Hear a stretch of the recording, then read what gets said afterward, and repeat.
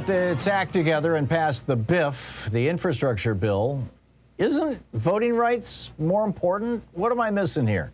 On the line with us is Joe Madison, host of the Joe Madison Show on SiriusXM, channel 126, the Urban View channel. He's on from 6 to 10 a.m. Eastern Time, 5 days a week. He's a civil and human rights activist. Madison SiriusXM is his Twitter handle. JoeMadison.com is the website. Joe, welcome back. It's always great talking to you. Tell our listeners and viewers, what you're up to here with regard to this and what the situation is. Well, the situation is the rhetorical question that you asked. What is more important? And I was listening earlier when you were giving the history of the Rutherford-Tilden Compromise. My main concern was history is about ready to repeat itself. Three things happened during that period of time. One, as you know, there was a scandal that the Grant administration had to deal with. Two, there was the beginning of a depression. And then the third one was that folks in both the North and the South, but primarily in the South, thought that the American people had done enough for African Americans by giving them the 14th and 15th Amendment, in addition to that, the right to vote. Well, when the Rutherford Compromise, which, by the way, he won the presidency by one vote in the House of Representatives, Tom, they felt at the time, if you read editorials and research, they had done enough for the former slaves.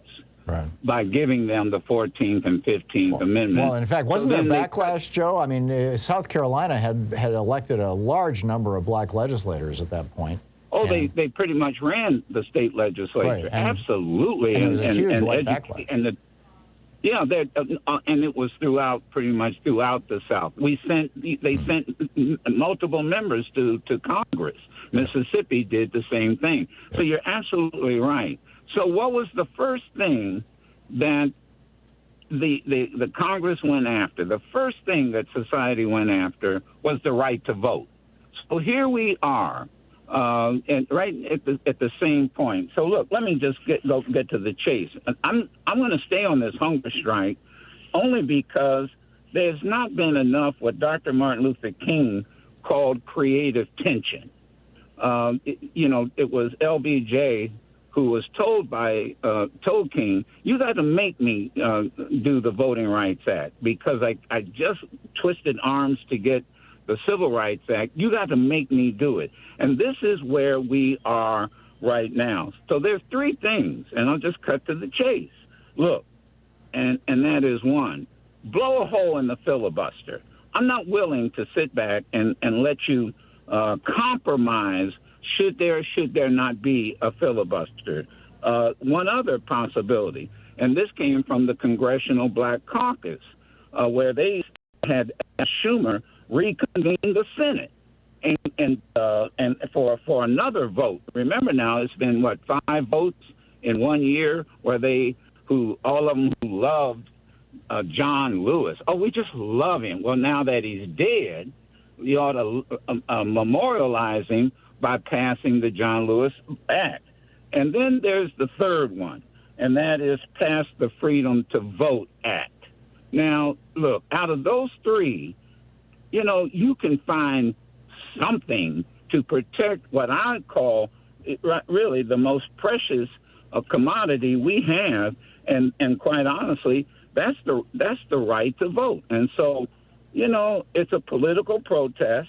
I began this, and I plan to abstain from eating solid food until Congress and the president does one of those three things. This is not new. The suffragettes, they had hunger strikes in the United Kingdom as well as the United States. And I just said to my audience this morning that food is necessary to sustain life, and the right to vote is necessary to sustain democracy. It's that simple. Yeah, and Dick Gregory really, in many ways, he didn't. I was going to say pioneered this, but he was went on a number of very high-profile hunger strikes.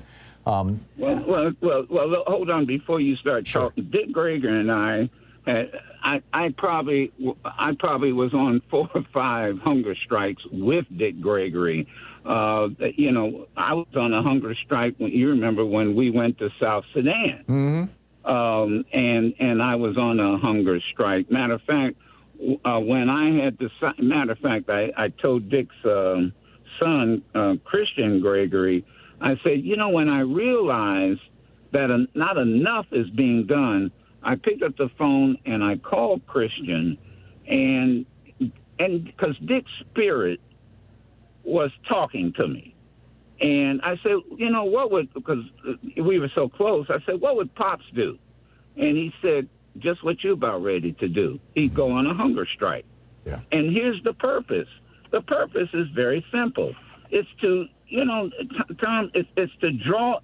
Somebody has to be adamant about drawing attention. There are, as you know, 400 bills pending in 49 state legislatures to suppress our vote.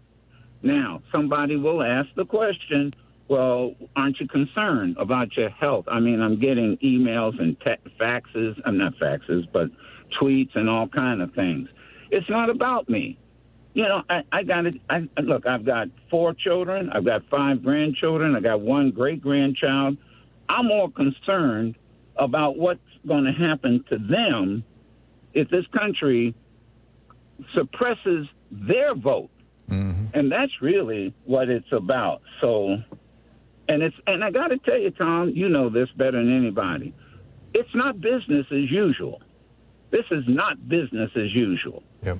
So, Schumer knows he can reconvene. The president can not stop waffling about the filibuster. And and here's the other thing. When you're talking to Newt Gingrich, I heard you're going to have him on, ask them why they can't find 10 Republicans in the United States Senate that will do the morally correct thing, and that is to protect the most precious thing we have as citizens, and that's the right to vote. Yeah. Joe, I pre-recorded the interview, so I can't, but I should have. My apologies. Well, but no problem. Yeah. But, and I think that's probably the largest question that the media never seems to ask. It's like Joe Manchin, Kyrsten Sinema, in their obstruction of this, that, and the other thing, including ending or reforming the filibuster, get all the publicity. But you've got 100% of the Republican Party that is opposed to voting rights. Even Tim Scott, who was negotiating it originally, has walked away from this. I mean, 100% of the Republican Party is opposed to voting rights for anybody who's not white and suburban, it seems. Tom, you just brought up something. How can Tim Scott, an African American from South Carolina, with the history that you just shared about the impact that the end of the Reconstruction had on that state and other states, how can he look himself in the mirror? And here's what I would say to him.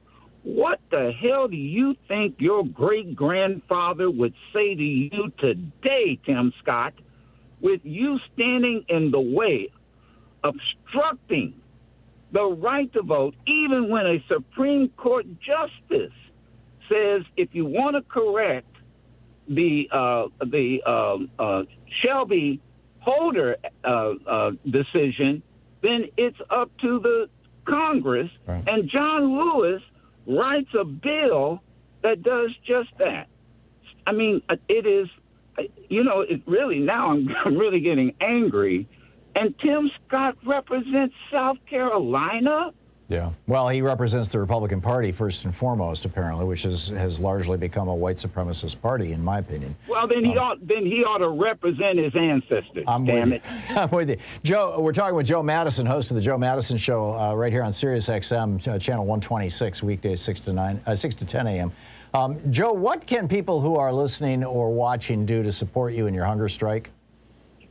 everybody can do something. I have somebody who said, I'm going to stop. I'm going to have one meal that I'm going to give up. I hate to answer that question because I tell you, I always say that the difference between a movement and a moment is that all movements require sacrifice. I don't know what to tell Thom Hartmann to sacrifice.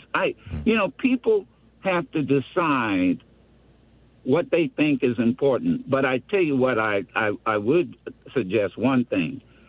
If you're a listener, there are more Republican senators, I think, up for re-election this cycle around.